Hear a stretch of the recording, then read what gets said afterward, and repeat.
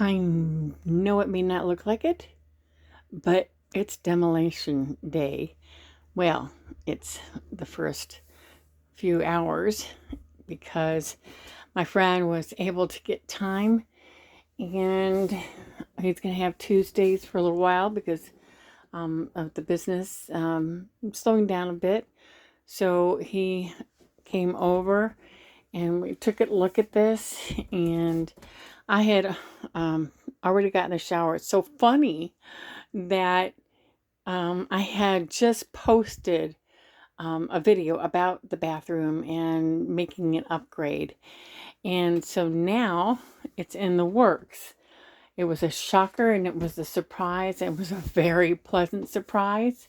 So now the walls are out, and look at this.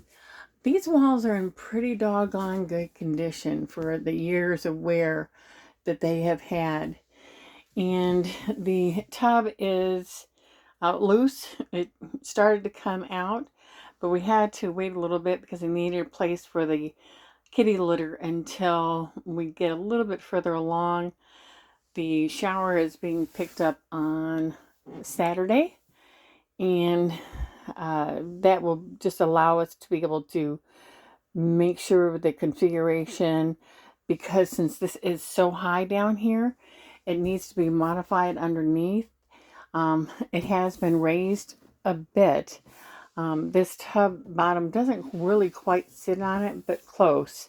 And that needs to go down so that I can step in and walk into the shower.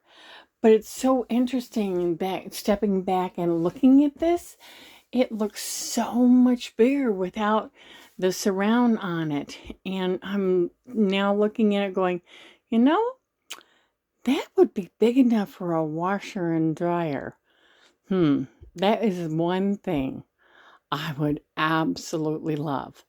But then if I had the washer and dryer, that kind of defeats the purpose because I need a shower and I need that every day. So I'm going to have to stick with the washer and dryer at my daughter's once a month, but it's on the go. You got to start. Can't wait to see more. Hope you want to come back and see it too.